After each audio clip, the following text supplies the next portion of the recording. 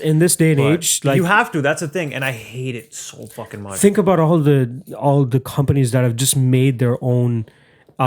They have made just off social media. Oh, just off social media, yeah. Mainly girls with big asses, but that's about it. Even when I was talking to Bubney, I think this is why I got the idea where I was like, oh, I really have to, because I'm like telling her about the channel because she's like, you haven't sent me another podcast. I'm like, they're all on YouTube. Just go on YouTube. And then she pulled up the channel and she's like,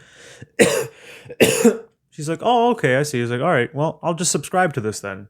Okay. So it's like, I'm like, that's why you need Instagram, because everyone just got Instagram on their phone. So if they ask about my company, they'll be, oh, let me go to the Instagram page. Yeah. Oh, cool. This is cool.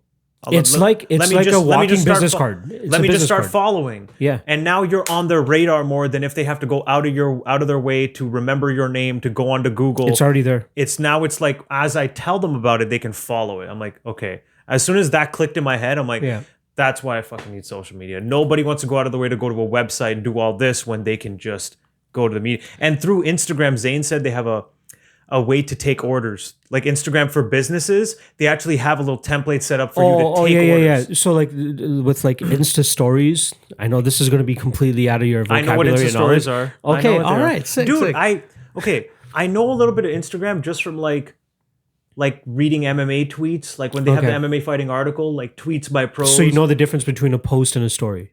Yeah, because even in the morning report, they have Instagram clips and Twitter clips up. So I'm viewing a lot of them, but just on like sites, on websites, not on the phone, not directly through. Oh yeah, no, I'm always on. I don't use it through the phone. Yeah, the phone, it has like, you have your timeline of pictures, and then at the top they have like a scrolling thing of people's stories, and stories are more so like people just doing shit in the moment rather than posting something that's a little bit more concrete. See, that's another thing. Like, I don't mind doing it. It's just like I would need the production help putting it up type deal. Is like, I don't mind putting up a quick little video and like a quick thing on how to make a keto bun. Like shit like that. I don't mind doing that. It. See, that would... I just need someone to record, help me do. I don't fucking do all that. But like, I'll do it. I'll make it and I'll talk about how to do it, walk through the steps and all that. Jasmine made a good point too. She's like, you should be doing shit like that simply because it's so weird to see someone like you cooking this sort of stuff. And it's more unique in that sense. Like, you're just some I guess random, you're like, right.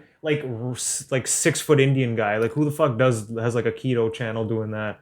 It's just a little more random, she said. If you're ever preparing shit and you have somebody else there with you, just fucking do like a quick minute. Yeah, I can do a quick thing on how to prep a bun. Yeah. Because I think that would go a lot further. Like tips and tricks on how to be more healthy in keto. Just not even keto, actually healthy. Like, oh, look, here's fries fried in coconut oil. Now they're good for you. That's like a 5 it's a 20-second. 5-second video. Literally. It just always ends with like a... People always ask me how to make fries healthy. Just fry them in this oil. There's your 20 second. That's it. Like, just ends. Like, that's it. Yo, I could absolutely do that. If you ever send me videos like that, I could like quickly produce it where I'll put like just like a quick like drum tap at the end as like a, just make it a little bit more jokey. Yeah, but it is still useful information for people. Yeah, that's what I mean. Little tips and tricks, right? Yeah. No, like, I like it, dude. Yeah, like you all it is, and I hate doing it. Just as much as I know, if I hate doing it, 100% you hate doing it in terms of taking pictures while you're trying to enjoy something in the moment. Yes, man. I hate that. The one thing at like concerts and stuff and like fights, like I'll take a picture of a fight. Like if I'm about to watch like Shogun Jones when we went to go watch that, I want to take a picture. I want to take a quick video of just the entrance. Then once the fight started, I'm like, nah, dude, I'm watching this fight. Yeah, that's it. You want to be in the moment. So for me though, I've never taken pictures at all in my whole life, so I don't think to. It doesn't even cross my mind. Yeah. But as I'm cooking it, like Jasmine's like, oh, let me take a picture. I'm like, yes, sick, thank you. Bhavne always wants to take a picture because she's always on Instagram. Yeah. So she'll always take a picture of something like she's about to eat and like post it literally. Perfect. You can archive those as well and then just pull them out. You don't have to always. That's what I mean. That's what I want to do too. Like just bank and then slowly release just to have your page being topped up. But I'm like, at the very least, I should do this because then I could start getting local orders pretty easily after a bit. Yeah, because you can. I believe that there is a marketing thing behind Instagram where you can target the radius around you as well. Oh, you can. I'm pretty certain. Maybe not like, radius, but at least cities or towns or something. That's key, dude. Because I'm like, yo, I can't be doing like, yo, I want 2 cookie packs, but I live by the DVP, and the gardener. Like, what the? I'm not dropping that off to you. It's true, but you have to also take into consideration like. If you get to a certain point where you're getting consistent orders from like... I'd have to set a minimum for delivery to certain areas. True. You want it in Toronto, cool. That's a minimum $100. There's a lot of like food prep companies that do that too, though.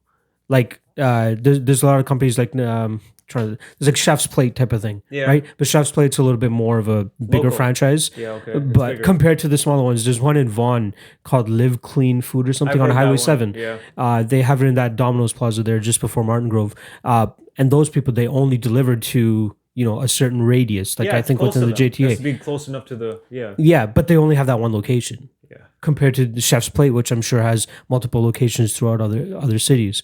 So if you're able to somehow get to a point where you're like, okay, $10 minimum or $15 minimum for me to come give this to you, and if you get them consistently enough, you might have to think about taking away that charge and being like, okay, it's worth for me to clump all this together. I know at first it's got to be worth it, but as the orders come in, then it's like, well, if you have enough orders in the day, you can just hammer them all out at once. And if you're charging each one a bit for shipping, you can lower their shipping. Their delivery charge because you're already on the road sort of deal, right? For sure. So yeah, it'll definitely go down over time. Even to start off, there'll be a few, if they're local enough, I'm not going to charge them. If they're within Brampton and they're ordering, you got to be thankful enough. I'm not going to. Especially if they're consistent with it too. If you give up a loyalty program as well, that's what Live Clean has as well. Every dollar goes towards a point or something, and then you need 100 points to redeem like $5 or something like that. Like that's kind of how it works. So if you do like a loyalty program like that too, I think people that like to eat clean and healthy are going to continuously come back to you. They would. Everyone loves it. Even like Mike again, love the cookies, love the fries supreme. I don't get bad reviews for any of this stuff. I know pretty much anytime I go to your place, we're eating good, whether we're eating out or cooking at home or mixing the two. Because like when you're coming to eat at my place, it's generally on a Saturday. Yeah. And that's the one time of the week I can just let loose and don't give a fuck. So when you see me, like that's my time Saturday? to fucking eat. Yeah. Like even after the meal, I'd take a dark chocolate to the room, snacking on it, and then going back for ice cream. Like I'll just do that all day until I can't got my fix for the week. I can't do and I'm done for the week. I just tell my mom too. I'm like, listen, mom, eat whatever the fuck you want one day a week. Yeah. Do whatever you want one day a week and be sort of like even my strict days. Yeah. My food is really tasty. Yeah. Even it's on not my like strict you're depriving days. yourself. Yeah. But then that's the day of the week where I don't even care about health consequences. You know what I mean? Where it's just flavor. That's it. Oh, inject all the diseases. But even and on those days, sometimes I still make my own stuff. Like my chicken wings, my fried chicken. Because I'm like, even though they're healthier, they don't taste like they're healthier. Yeah. So like they just taste really good. But I wouldn't need it on a Tuesday. Yeah, exactly. Saturday is my fucking day. Mm-hmm. One of the Saturdays that we're going to definitely need to have one of those types of meals is going to be April 18th when Tony Ferguson finally fucking fights Khabib. That's like a celebration. I get it. That's when we're going to feast. I get it. But like, I couldn't help myself. This is the fifth time. Fifth time they're going to fight. Fifth time this fight's been announced. They've been booked. They're 2-2 for pullouts. So I still couldn't yes. I couldn't just fucking. I'm not. I couldn't hold back on. I don't even care that it's been announced. I didn't get excited at all. That's what I'm trying to explain. I got fucking so excited because I'm like, yes, it's finally booked. But I was like, nope. I know. You're waiting. Like, 6 months out. 6 months out means nothing. So means nothing. When the strong rumors start to come out, when Ali put out the contract and saying, "Oh, we're signed. We're waiting for Tony now," I held back. I even tweeted, "I'm like, okay, until the referee says fight." I am not getting excited for this. But once Tony signed his contract for some reason, I just got this like, all right, really? Yes, we're fucking on. I'm glad that it's official that that's the fight everyone knows to make. Yes.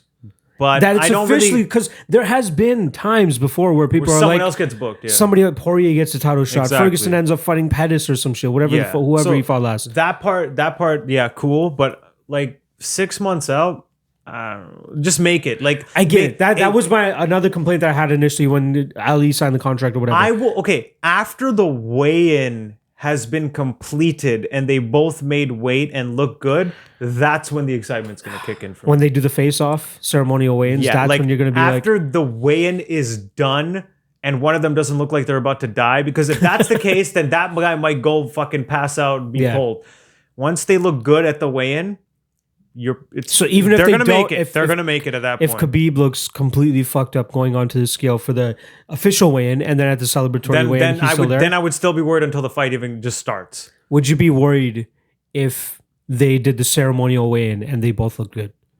Not the official weigh-in. Like they look look like shit at the official, but they look good at the ceremonial. Are you finally like? Then I would be You'd be good. I'd be good. Let's go. Right. Let's get this. They're gonna make it to the cage and they're gonna get this fight. Because if any bullshit would have happened from the weigh-in, it would have happened between official and ceremonial. Yeah. This fight has to happen now. Khabib doesn't want to fight much longer, and Tony Ferguson is 35 years old. He's ending. He's getting at the. That's what fucking surprised me. He's at the tail end of his prime. Yeah. You gotta get this. I know he's a different type of animal.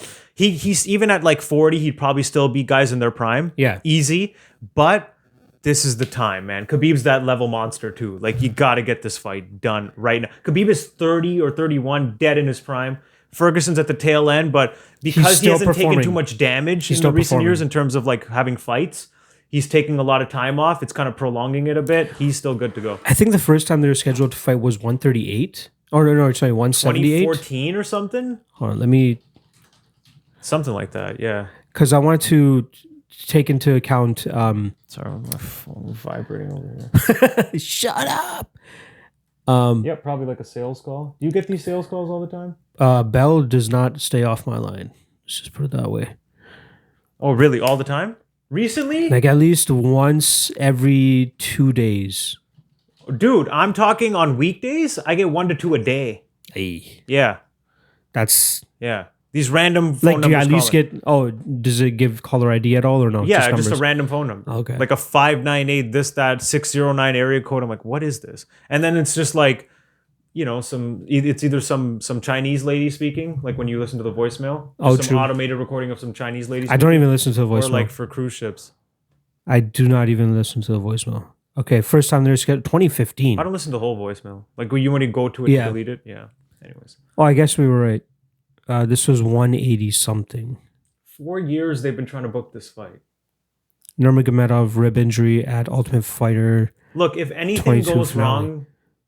So December 11th of 2015 was the first time they tried to put this fight together. If anything goes wrong and this fight doesn't happen this time, I think it's over. No, dude. I think it's over. No. It's over at that point. What else can go wrong? What do you mean? Like in terms of... Someone pulls out for any reason. It's like, all right, fuck it. I'm done. Like, Dana's probably going to be like, I'm not booking this shit. Fuck this. I'm not booking this fight. Like, shut up about it. It's not meant to be. I want to see it too. Hold on. Have they pulled out against... Fate doesn't want to see it. Have they pulled out against anybody else since they were booked? Not that much. Let's see. Okay, Michael Johnson...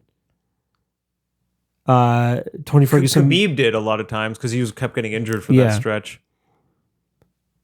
Why did they pull? Yeah, after the Dos Anjos fight. Okay, so Khabib just kept getting injured. Tony Ferguson was supposed to fight Michael Johnson UFC 196, and Johnson withdrew, so it wasn't Tony Ferguson's fault. Scheduled to fight Khabib April 16th, Ferguson injury. Scheduled to fight Chiesa in July, and it was a Chiesa injury. So they pretty much only pulled out when they're fighting each other. That's it. So what was it? Okay, so Khabib pulled out the first time from just like a injury, like a legit ligament injury. Rib injury, I think it was. Something like that. Yeah. Then the second time, then I think the next time it was Ferguson pulling out with like pneumonia or water in the lungs.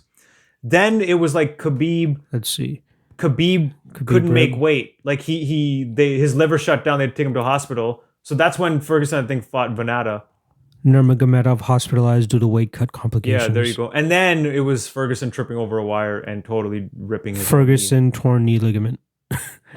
Holy shattering fuck, his knee up. Yeah, it's fucking and it's like alternating each one. Like you can't even blame one guy over the other. It's like 2 and 2. It would be more devastating if it was a Ferguson pullout at this point, because Khabib is still champ and he's still like he would still be champ if he was on pulling out too. Someone else would be able to fight him. At least we get a title fight. Yeah, I agree. That. And also in terms of Tony's age too, right? Like you said, he's 35. He's going to have to come back from another... You know what? Why am I even putting out this bad juju out there? Why the fuck are we even talking about like this fight's going to get canceled? Let's talk about the fact that it is fucking booked. And let's talk about the fight itself now. It's got to happen this time. It's got to happen. Too much fuckery. I still think that Tony Ferguson is the biggest threat for Khabib 100%. as easily as he's going to be taken down, because that's probably where he's going to want to watch the fight and where he's going to be able to produce most of his offense. Yep. Throwing up submissions and even just striking off of his back alone. Here's a thing that I think I heard someone say it and it kind of made a little sense too. Ferguson seems to hit way harder than it looks.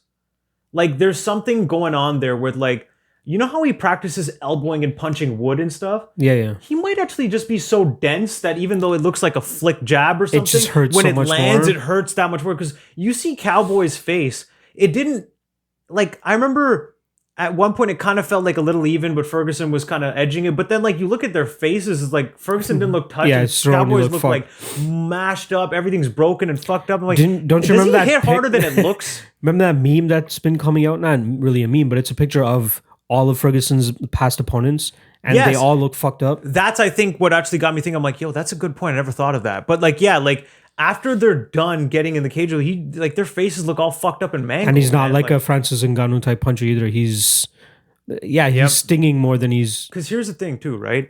When you're defending from Khabib, he's just steps ahead of you, and he'll always be ahead of you, and then eventually you'll just kind of tire trying to get up or do anything else because he keeps overwhelming you, and he'll hold you down and start to fuck you up. If Ferguson just keeps doing things and keeping Khabib busy to the point where he can't set his offense in, who's gonna gas first?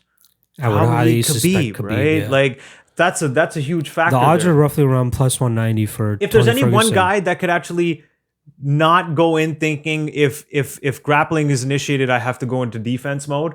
If there's one guy who's going to be like, I don't give a fuck, let's grapple, let's do it, and I'll go forever. That's the guy who's going to be the biggest threat to Khabib. A part of me was hoping that you would be on fully Khabib's side here, thinking that. Oh no, I will say in recent months, At first I was like, yo, I think Ferguson's a really tough match. Now, after, I don't know, something about the Poirier fight where I feel like, okay, Khabib has a bigger chance than I probably thought. Or not, I shouldn't even say bigger chance. I shouldn't even say bigger chance because I would still always favor Khabib, but it's almost like, okay, actually Khabib probably will win this fight still. We need to always take into consideration recency bias. Like the one thing that we've seen it a lot with is the fighter of the year debate in terms of, okay, Izzy's the fighter of the year now after he won the title, and now Masvidal is the fighter of the year because he just beat Nate, right? Like we have to take that. If Tony Ferguson has had a fight since Khabib beat Poirier. He did fuck up Cowboy after a long layoff, like it was nothing, which is super impressive. So we got to take that out of consideration. That's a good point too, in the sense of like I even said earlier, like Poirier was just defending when the grappling started. Exactly. Totally different matchup. People think that Khabib's just going to be able to smash through Ferguson's guard and get to like side control and half guard and full mount easily. But I'm like, at no point will Ferguson. What makes you think position. That? He's always working. He's always working, moving something. So, like, Khabib might get tired of just trying to constantly keep him in place. I don't get why people are so confident in Khabib here. Like, I feel like Tony Ferguson has a really good shot because this is almost like the Ben Askren, Damian Maia type of thing. You're taking a guy who has his strength, but taking it to the other guy's strength as well. To be able to impose your strength, you have to put yourself in danger, by initiating the position that the other person might be more effective in, right? Yeah. Like Damian Maia, he wants to be on his back. He wants to be on the ground. But Ben Askren needs you on the ground to be able to dominate. So you're giving your other opponent more opportunities to pull off a victory because the fight's in their I will say though, like Khabib's MMA wrestling is so good too. Like he incorporating ground and pound and all that. I do feel like he's going to need to be moving. Here's the thing. I do feel like most of the fight will probably be Khabib in control positions, but having a harder time with Tony than other opponents, maybe keeping him still, and maybe also taking damage back. But I still kind of see him edging it, but it not being like a Khabib blowout. Like I don't see like a typical Khabib blowout going to happen. I do lean towards Khabib because of the fact that he has that top control wrestling game, which is super important. However, another thing is when it's on the feet, man, he's going to be at a serious disadvantage against Ferguson. Ferguson's striking is just so hard to put a finger on just because he is so wild. And people who have better technical striking are obviously going to get the better of him. Like, exactly. But I get that Khabib does not have that. And Khabib, he's going to be giving up some range too because Ferguson likes using his kicks a lot too. Exactly. Because Ferguson's got the range. Look at what he did to Cowboy on the feet. And Cowboy's definitely way better than Khabib on the feet. And it was like nothing. He's not probably going to be even worried about eating a Khabib punch because Khabib's not even a knockout artist, and you already have to hit like crazy hard to even put a guy like Ferguson out. He's never been put out. He's been dropped. So I truly think that Ferguson should be around like a plus 130.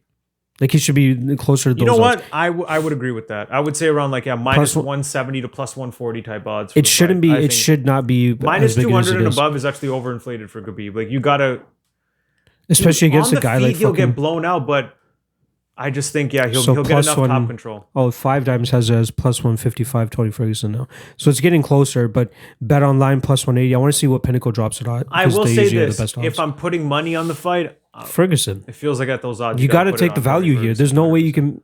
100%. I don't know. Because Khabib only wins it with top control. Every other area, he's probably going to lose it. But his top control is so fucking good and it's really good, that it's probably going to overtake everything else, like every other fight. That's why I feel like it's going to be like a 3-2 type decision for Khabib. If not, maybe he'll get a 4-1. But even if still, it would be like closer than it looks on paper. It's hard for me to believe that Tony Ferguson would lose rounds 4 and 5 here. That's true too.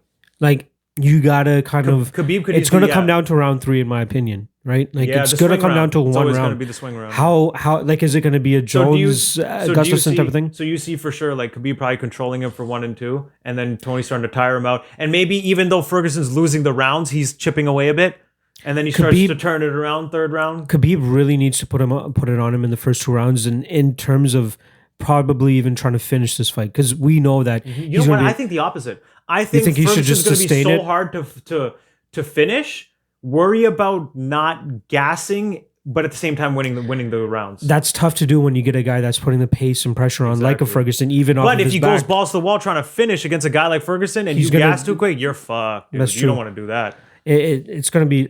That's why this fight is so interesting, right? Yeah. It's like, oh my god, any outcome. Perfect style. There's not really any outcome other than like Khabib by 1 punch KO. That's like. That's going to surprise you. Mm-hmm. I could see Ferguson winning by TKO or knockout. I could see Ferguson winning by sub. I could see either of them winning by decision. I could see Khabib submitting Ferguson. There's so many outcomes in this fight. On the ground. I can see it all. But the only thing is Khabib by knockout. I don't really see like by standing knockout. What do you think would be favored? Fight goes to decision or fight doesn't go to decision? What do you think people are expecting to happen? I'd say decision. A decision. Yeah. Interesting. I lean a little bit towards that a little bit too, but I think it will be a little bit closer. Like it will be probably like minus 150-ish, because we do know like the type of pace and pressure that Ferguson puts on, and we know that, Khabib has gone to decision quite often, but we do see him drop off a little bit in that 5th round. Do you know why I think it'd be favored to go to a decision? Because Ferguson, like you said, is hard to finish, and Khabib doesn't even like lose rounds. So to even think that he would get finished is like, it's hard to see Khabib getting finished or Ferguson getting finished at all. Like Ferguson, the guy's chin is amazing, his cardio is everlasting. Like it's gonna be hard to beat that guy. I wanted to start the show with this one, but there's obviously another big fight that's been announced in that time too. In my opinion, it shouldn't have any effect on whatever happens in this fight in terms of who gets booked with who. Whoever wins either of these fights should not be fighting each other. But Conor McGregor versus Cowboy Cerrone. Why people give a fuck that it's at 170 pounds, I don't give a shit. Why are you going to make them drain themselves when we already know that they're going to fight each other? Whatever. And we know that no matter what happens, we're still going to get them. There's a high possibility that Khabib will still fight Conor if Conor wins this fight. I have been seeing a little bit, actually. One argument I made towards you is that Ali would be the one saying that, okay, there's too much money on the table here. We need to take this rematch with Conor. But I have been seeing him tweet out as well saying, like, no way. Like, this rematch probably won't happen. But I think once push comes to shove and they realize how much money is out there, especially after that post-fight brawl from the first fight, it's going to be too hard for them to pass up. I don't think Khabib will fight Conor if he's only coming off the Cowboy win. I actually sincerely believe that he'll probably be like, no. Which is fine with me, because I would rather see, and I know you don't really like this matchup, but Jorge against fucking Conor. I have no interest. I wouldn't mind seeing that. Just the two biggest stars at this current point in time, let them collide and see if it allows it to be rubbed off on Jorge a little bit more too. Do you think Conor has a chance in that fight? Probably. He's got boxing, which is Jorge's thing, and then Jorge blows him out of the water. I still think that Conor believes it will be competitive enough that he should take the fight. Like, I don't think that, like, I agree. I think it's worse than the Nate Diaz fight, because I think Jorge actually finishes Conor. Nate's tough. That. Yeah. But you saw the whooping he put on him. Jorge probably deads Conor in like a round or two. No problem. Fuck, dude. Like him having Conor on the ground and pound. Yeah. what the fuck? He's going to be in serious trouble. Size disadvantage plus his major skill set is something Jorge's good at. But then Jorge blows him out in every other category. So he could just engage in wrestling. He could he's probably the better kicker too. Yeah. Actually, I don't know about that. I think that Conor is a better kicker than Masvidal. Yeah, probably, maybe. Although Conor's like karate kicks are mostly for show. Like none of them have ever landed for cleanly. But I think he uses them a little bit more effectively than Well, there was the second Nate fight when he came out with the crazy leg kicks in the first rounds. Like those were good. Like quick, like regular Muay Thai type stuff. Like not just spinning around for no reason. Did you see the Masvidal food truck diary yet? Yeah. So one name that they kept bringing up was Nick Diaz, and I don't mind seeing that fight. Did you not see that Nick actually wants to fight? Yeah, that's what I mean. He actually said, "I want to fight Jorge." I'm like, but I feel like it's just going to be too. It's going to be too tough. Like I think Diaz is clear to fight now. Like his suspension and all that shit is over with, if I'm not mistaken. How long was he suspended? Yeah, I think they cut it down. It was lifetime to 18 months or something. He's definitely on the so. Clear. I would not mind seeing that in one of the. Is he still in USADA testing pool, or would he need the 6 months? I'm not 100% sure. I'm not even gonna bother looking that up. But yeah, that's a good idea there too. But they have been flirting with the idea of putting on that January 18th card. I think it's too soon myself. I think it's a little bit too soon. Nick, I don't think he's going to be ready that quick. Like you got to give him time. I wouldn't. He's still working out though. Like he's not like sitting around. Like, is he sparring? Is he, does he have that, like Jorge Masvidal? Like I get if he was coming back against number 14 or 15 at welterweight, but Jorge Masvidal in your first fight back after years, and you haven't won a fight since when? When was the last fight he won in the UFC? Nick Diaz. Was it BJ Penn? I want to say BJ Penn, UFC 137. That doesn't hold any weight, dude. Then you lost to Condit, then you lost to GSP, then you lost to Anderson Silva. Yeah. And now you're going to fight Jorge Masvidal in your first fight back? But people know Nick Diaz, and that's not going to matter. You know what I mean? Like the last 3 fights. But dude, Jorge is probably like, give me that fight. Money fight for sure. I'll beat the shit out of him like I beat up his brother, and I'm going to get paid. Hell yes, please. I wouldn't even, you know how they always make a fit about having a non-title fight as the main event? Yeah, that one. I wouldn't even, exception. I don't even think it would be an... Would you actually? No way. Masvidal gets pay-per-view points now too. I was thinking, like, what if they made it like the main event of a big ESPN card, just to get Masvidal's name out there to the masses? In terms of he gets more eyeballs if this is on ESPN. No, he doesn't need to. He's already one of the biggest. And then stars. tie that into a fight with possibly Conor and like little. I don't know. I don't think so. I just think you got to leverage. He's such a big star. He's pay-per-view main event at this point. Only. You think, or co-main to a major title fight, like a big like a fucking Khabib Conor, if that was a title fight, then Jorge would be a co-main to that. But otherwise, he's like a main event. Do you think he would headline over John Jones? Well, here's the thing, though. This is the thing. UFC has stated, especially with the new regime, it seems, they don't want to do anything other than a title fight headlining if there's a title fight on the card. Like it's like we don't care how big the names are. That fight will not headline over a title fight. They seem to be adamant in that. Was Diaz and Conor? That's why specifically Conor Cowboy's main eventing, right? Yeah. They're not going to put a title fight on this card because then they would have to put that as the main event according to them. Oh yeah, fuck! I just completely forgot. Yeah, that is the main event of a pay-per-view, and it's not a title fight. One thing I'd like to point out. This was a nice Twitter call out. They both seem down. Let's get this fight booked. Darren Till versus Robert Whittaker as the co-main. Darren Till. No, I think they're actually working. That's what he called for. For the co-main? He's like, well, the card was announced, Cowboy Cerrone, and I was Cowboy Cerrone. I wanted to say Cowboy McGregor. Cowboy McGregor.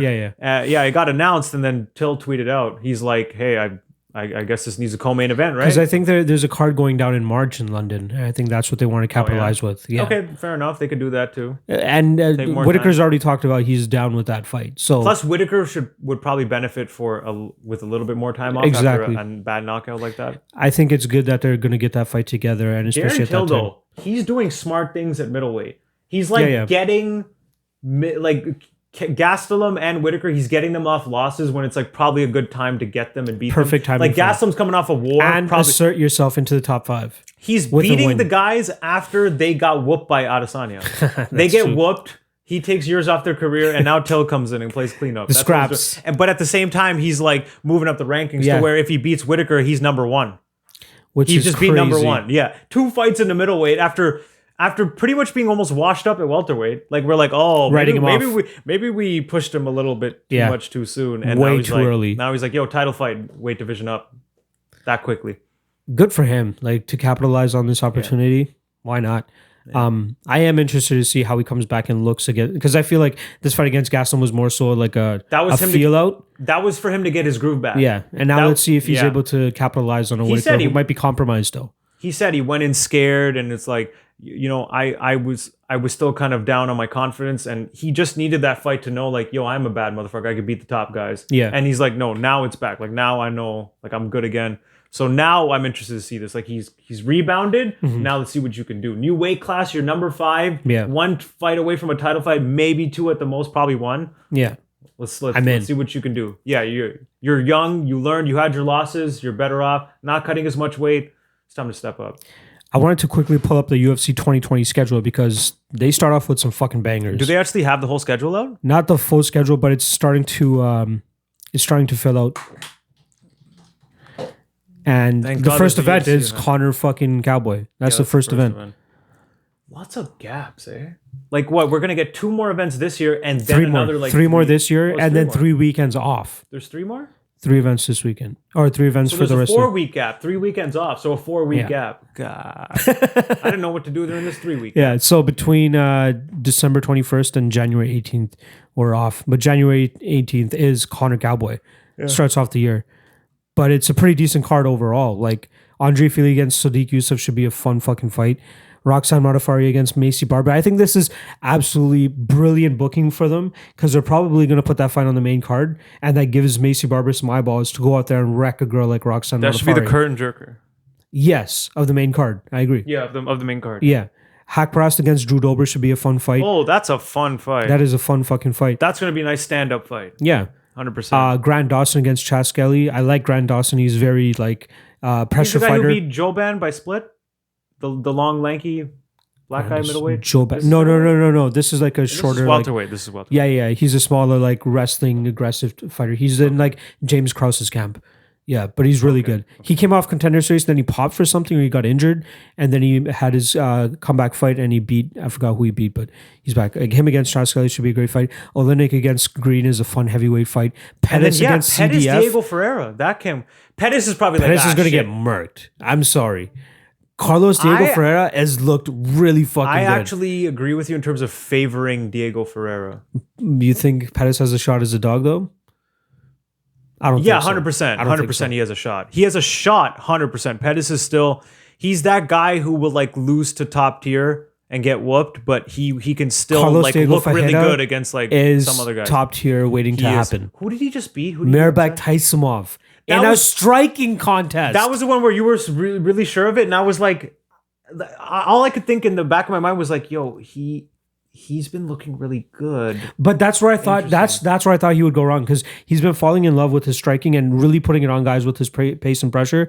And I'm like, yo, that's kind of Tysonov's game. So he's gonna be too confident in his hands, and then Tysonov's gonna teach him a lesson. No way. Yeah, CDF was just on him from the fucking belt. I think he's on a 5-fight win streak now. He's killing it now, but it's his confidence in his hands and his pressure. Yep. It's mainly his pressure. And he's got the ground game. So he doesn't have to get worried about taking down. Pettis. You want to take him to the What is that? 5 straight fights. OAM, Jared Gordon, Kyle Nelson, Rustam Khabilov, and now Tyson and Pettis. If you beat Pettis, you're top 10 with the 6 fight win streak. That's and who's insane. His last loss? Dustin Poirier? I think that's correct. He's only, I think, lost to Poirier and Dariush. Dariush, that's it. That Poirier loss doesn't look too bad right now. No. I mean, your last loss after a 6-fight win streak was to the former number 1 contender. Yeah, can't complain about that. Super excited for that. They just announced Tim Elliott versus Askar Askarov. Don't mind that fight. But we're talking about the schedule. Dude, no. Hold on. Go back to that card, though. Yep. That card is... It's not done yet. It's lacking so far. It's fun fights, but that's not a pay-per-view. That's not a pay-per-view. We only have 8 fights on it so far. Okay, so there's still 5 fights. More. We got to announce some better main card fights there. A lot of those are they did this with... what was it? Conor... No, not Conor, Khabib. Like, let's get a co-main announced quick. What's a good big co-main that's not a title But fight? It's too quick, though. Like, I don't know who you could really put out there and be like, all right. That's the thing, yo. Yeah. Like, if they put Blades Dos Santos as the co-main event here, I would be happy. But that's the fight afterwards. Maybe they should move it. But then let's see what they have. So this one's this is a stacked card. Yeah, this is a really good card. Edgar versus Sandhagen could be the main event itself. right? Of a fight night. Exactly. Yeah, a fight night, That's a perfect fight so night. You can main move event. Blades and Dos I guess, Santos but then all right, pay-per-view. Keish against Or Pudilova. no, just get other fights booked. Yo, you have 8 announced. That means you need 5 more. At least have 2 of them be bangers. Dos Anjos versus Chiesa is on this one too. At least have 2 of them be bangers. Touche. Cyphers versus Van Buren should be a really good fight. Those seem like 3 top-tier fights. Josh Emmett against Arnold Allen is a fun fight. That's a fun fight. I like that one too. Arnold Allen moving up. Montel Jackson versus Calares. Calares just coming off a... Oh, Montel Jackson's that hype dude. Yeah. Isn't that monster or something? He's like huge for his weight class? Yeah. Tall, 5'10", 75-inch reach at bantamweight. Yeah, Philippe Calares just beat a highly touted prospect as well, so that's a good fight. Yeah, not bad. So that's the week after Conor and Cowboy. And then we get a 1-week break, it looks like. So January 25th to February 8th. That's like a week off. Yeah, there's a 1 week and off, and then we come back with Jones Reyes. Interesting. It almost seems like the UFC's kind of splitting it up their a little bit. schedule a bit, eh? Let's see. You think they're going to have the 42, 44 events in 2020, or are they going to scale back? What, it feels like they shouldn't be scaling back because like it almost feels like you need more content now. Yeah, February. So there's February 8th to 23rd. There's events back to back to back, and that's the last event that they have in the wiki. Yeah. So there's still going to be. I think they'll announce the schedule, the full half of the year closer to December. Yes, at 2:45. I think at 2:45 they'll probably do like a big press conference. Yeah, not too much announced for this Fight Night 168, which goes down in New Mexico. Ray Borg against Bontorin. They're still doing flyweight fights, so that's there. Why? Like, what is happening with that title, man? I don't even want to know. Cejudo, we don't know what's going on. So Jones Reyes card, we got Derek Lewis and Latifi, which will probably actually no wait. Oh God, Latifi is so fucked. I know. He used to fight at heavyweight before. What's he gonna do? Try and double leg Derek Lewis and get him? You can barely get light heavyweights down half the time. What the fuck are you gonna do to Derek Lewis? I don't know what to think of that fight, to be honest. And Latifi's been put out pretty easily from one big bomb. He's got to have. I think he believes his only advantage in this fight should be his speed. He should be able to be a little bit faster. I'm not saying he's the fastest. No, you're right. He probably will be faster. That's the only thing that he can really lean on. But he's the type of guy who relies on bombs. And you're fighting a guy who relies on bombs. And on top of that, you're way smaller. Yeah. Moving up a weight class. He should realistically be like I'd say middleweight because he is thick. You can't take the thickness away from a guy like that, right? Like realistically, his metrics, you should be like welterweight. Welterweight probably, yeah. But without the thickness. But I mean, at least for him, it's like, well, I could hop right into heavyweight, beat the number 3 or 4, whatever he's ranked guy, pretty quickly and jump right in. So whatever. Decent card so far that they have announced for it. OSP against Ryan Spann is a fun fight. Mirsad Bektik finally trying to get back on track and fight a guy in Dan Ige. Andrea Lee against Lauren Murphy, and then fight of the year, Valentina Shevchenko against Caitlin Chukagian. Perfect reaction. That's all I wanted. No. So they have decent. How many fights is that? At least it's a showcase for Valentina. I like Chevy Chanks. Chevy Chanks, that's my girl. I agree. But then again, there is nobody else for her to really fight. So how many fights do they have announced for 2021? 2, 3, 4, 5, 6, 7, 8. 8 cards announced from. That's the first quarter. First third. 4, 8, 12. Yeah, that's the first third of 2020. So that's 13 weeks. But I feel like they're going to fill that out. What am I doing the math? I feel like they're going to fill that out because it goes from March 21st. Yeah, that's the first to April 18th. 8 events in a 4-month period is actually. But I think they're going to fill the gap between the 21st of March and April 18th. That seems like far too big of a gap. Yeah, that seems pretty insane. Interesting. And that just shows you how far away Tony Ferguson and Khabib is, because we still got at least a minimum. Yeah, okay, yeah, no, you're right. They probably will. 2, 4, 6. I think they just wanted that fight booked right away. Like, get your training in. There's 10 events before Khabib, or right now, but like I think that they will actually announce a little bit more. That fight is still 6 months out. Jesus. I don't even know what to fucking. 5.5. I just want to touch on one more thing before we wrap this shit up. Yeah, not much to talk about this week. Yeah, we did what we could. Yeah. But there was something else I wanted to talk about, which I can't remember off the top of my head right now. Listen to that too. That Faraz Zahabi on JRE. Oh, I finished that. Oh, you finished? Is it good? I finished that. Yeah, it's good. Faraz always brings this thing about him, He's so calculated and well thought out. Yeah, and he even talks about, he goes, my brother's a little bit more impulsive and just does what he wants, but I'm a little bit more calculated and I like to like sit back and look at things before I actually do anything. I'm like, makes sense. He did talk about this one thing, since I do have a job pretty much at a desk. He's talking about this book that he read about a guy that deals with like body mechanics and like tells you like little things that you can do throughout the day to maintain your health in terms of body posture. And I think I've heard somewhere about him talking, because he came out with that Tim Tam thing, right? You know, the Tim Tam, it's like that massage machine where it's just like has a little ball. And it's kind of like it looks like a drill almost. Oh yeah, that's the one that Rogan has talked about. I'm pretty sure it's for us as company. And he said it's like better than the one he's been using or something. So they brought out he has a new one that has like a heat pad at the end of the ball, so you can heat yourself while you're doing it as well. Nice. And then they're also releasing one where you can like hook it up to a wall and you can just like do it yourself, like that. It's pretty cool. But there's a thing that Ryan Starrett or something. I forgot the author's name.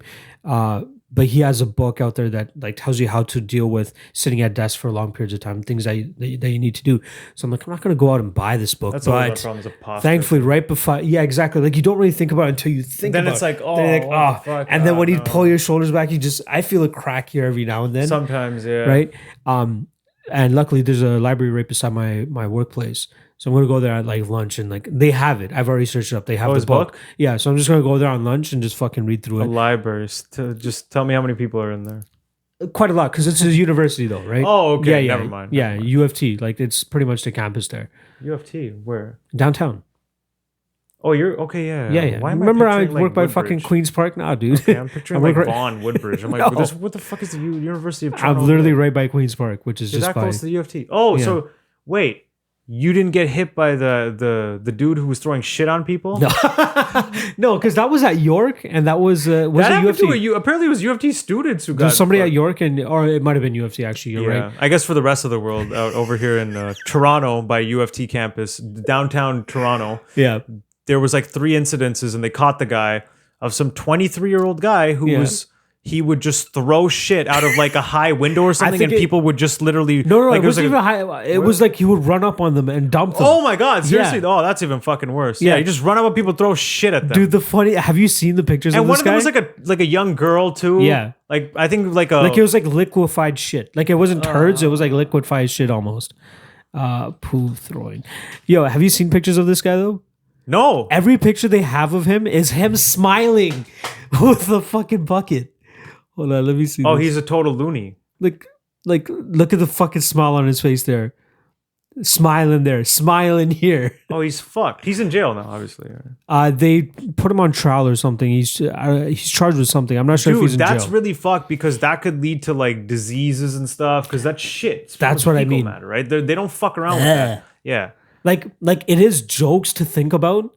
Yeah, but it's like, but to if have that one done to you, I would fucking kill that guy. That's what I mean. That's one thing I tweeted out when it first came out. I tweeted out, I'm like, yo, if this ever happened to me, this would be a non-story because I would have chased down and beat the fuck out of that guy. Like choke him unconscious and then piss on his face. Yeah. Like how do you like rub yourself on him? Yeah, no, I would not. Face. I would not deal with that. Hell no. That reminds me of like that one in the States where I think it was the States where some lady was like licking ice cream in the grocery store. So you would like open it up and lick it and then put it back, and she was like, and they were making videos of it too and putting it out on social media. Yeah, and that was interesting because she got like 10 years in jail for that. Like they don't fuck around. That's fucked because you could just pass along shit like. I'm okay with that. Like, what are you doing? Like, get the fuck out of here. There was one actually other crazy case I wanted to talk about before this. Do you remember that girl that threw the chair off the condo building at the Gardner? Yeah, that idiot, that Instagram person. Yeah, she they had her trial or something. I think they're trying to lock her up for like 6 months or something like that.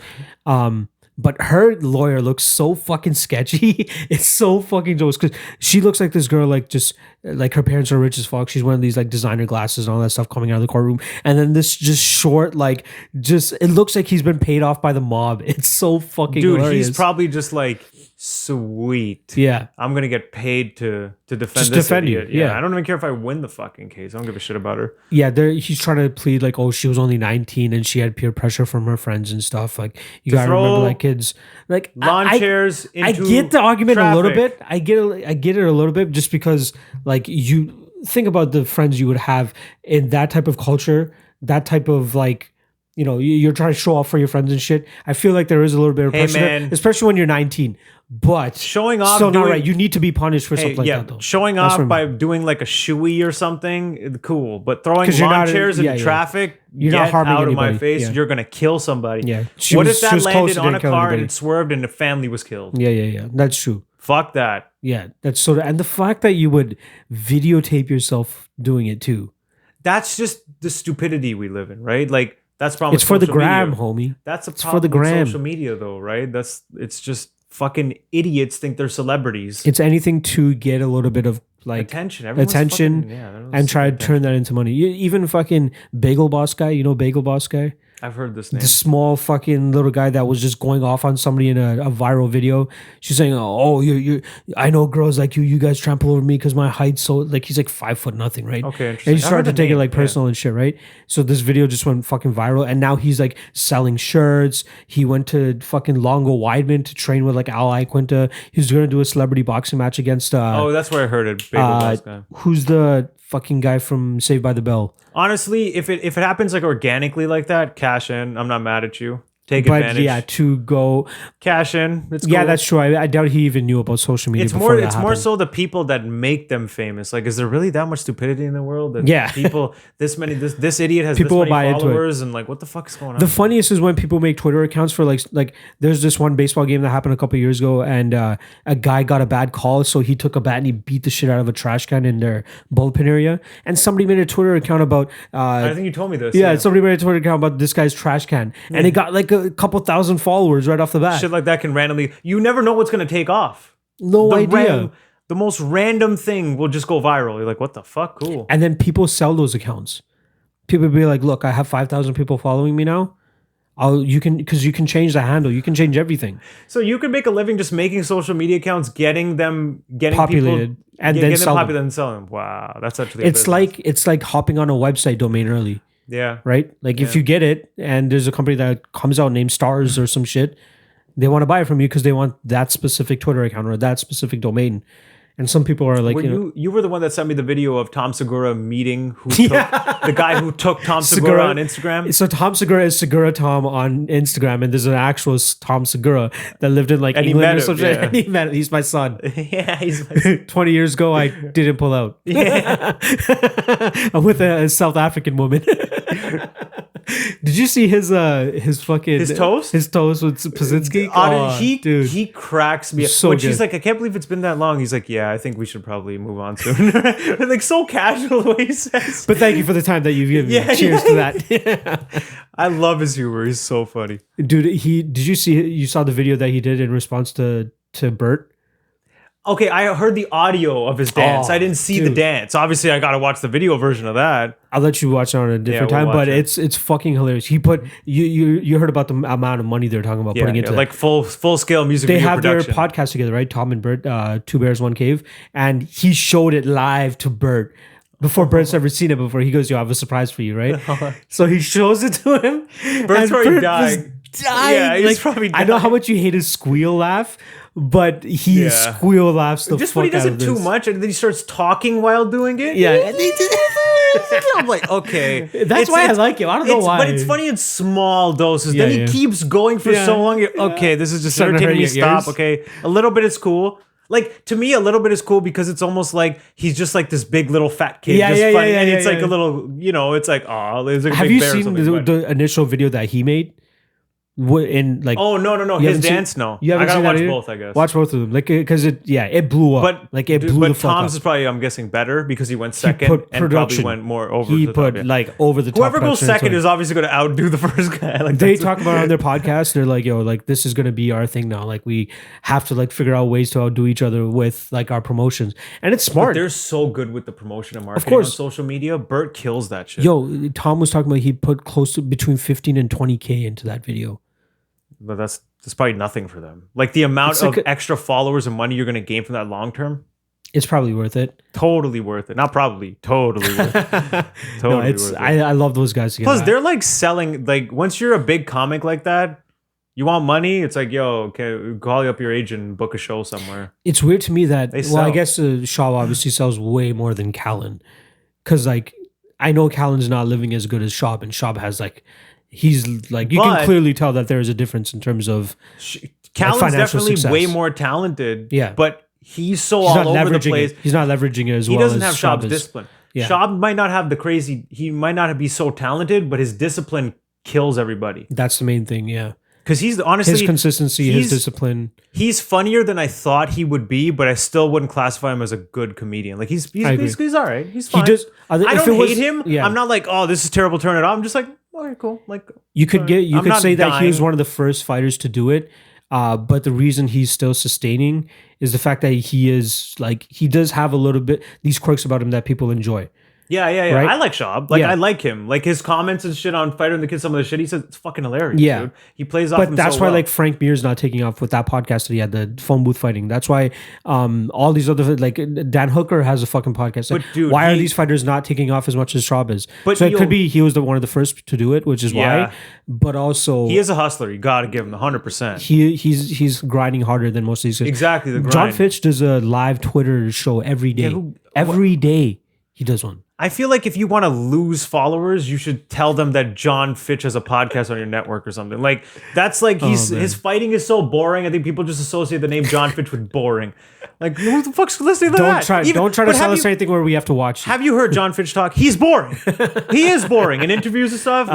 He's not so exciting. Savage. He's boring. He's boring. I'm not gonna listen to fucking John Fitch on Twitter. Are you kidding me? And it's called John Fitch Knows Nothing. That's the name of it. Yeah. Oh well, fine. Kind of smart. Yeah. Fitch and Snow they're so I know, apart, but like it's syllable wise, it kind of works. Cool. Syllable wise, it works. So I'll give it to him. Good for him. If he's got a following, he's making a living. Good for him. All right, before Tony rips up this place because of John Fitch, I'm gonna end this shit.